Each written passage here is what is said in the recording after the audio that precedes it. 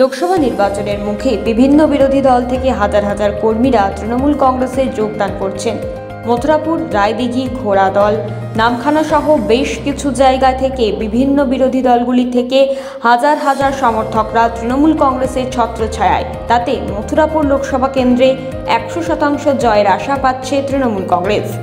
জানা যায়, মথুরাপুর লোকসভা কেন্দ্রের প্রার্থী বাপি হালদার এদিন মন্দির বাজারের কেচারপুর অঞ্চল, নিশাপুর অঞ্চলের প্রত্যেকটা বুথে বুথে ডিজিট এবং বর্ণাঢ্য র্যালির মধ্যে দিয়ে জনসংযোগ সারেন। এই র্যালি থেকে হাজার হাজার মানুষের ঢল নামে।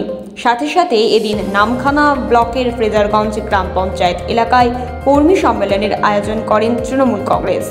এই কর্মী সম্মেলনে উপস্থিত ছিলেন সুন্দরবন উন্নয়ন মন্ত্রী বঙ্কিমচন্দ্র হাজরা, উপস্থিত ছিলেন মথুরাপুর লোকসভা কেন্দ্রের প্রার্থী বাপি হালদার।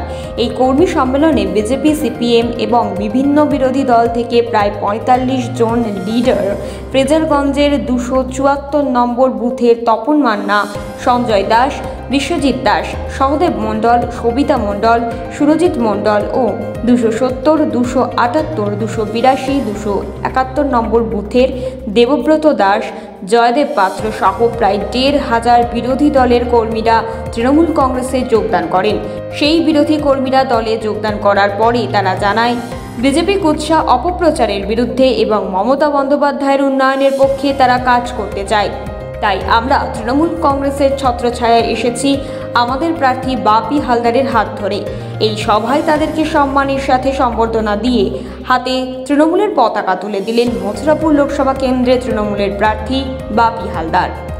দেখুন, প্রতিদিনের মতো আজকেও কর্মসূচি ছিল। আপনারা জানেন যে মন্দির বাজারের এদিকে আপনার কেচারপুর অঞ্চল, নিশাপুর অঞ্চল প্রত্যেকটা বুথ ভিজিট ছিল এবং একটা র্যালি করে আমাদের সমস্ত কর্মীদেরকে সঙ্গে নিয়ে একটা বর্ণাঢ্য র্যালির মধ্যে দিয়ে জনসংযোগ করলাম আমরা। এবং বিকালবেলা আপনারা জানেন যে নামখানা ব্লকের ফ্রেজারগঞ্জ জিপিতে একটা কর্মী সম্মেলন ছিল।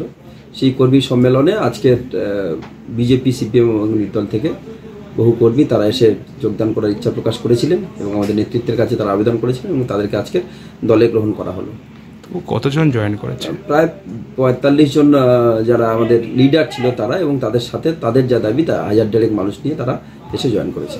তাদের উদ্দেশ্যে কি বার্তা দিলেন? একটাই বার্তা, তারা বলছে বিজেপির কুৎসা অপপ্রচারের বিরুদ্ধে এবং মমতা বন্দ্যোপাধ্যায়ের উন্নয়নের পক্ষে তারা কাজ করতে চায়। তাই তারা দলে জয়েন করলেন এবং আমরা সাধারণত তাদের গ্রহণ করলাম। স্বেচ্ছায় দলে জয়েন করেছে? একদম। মথুরাপুর থেকে বাবলু প্রামাণিকের রিপোর্ট, দুর্নিবার বাংলা।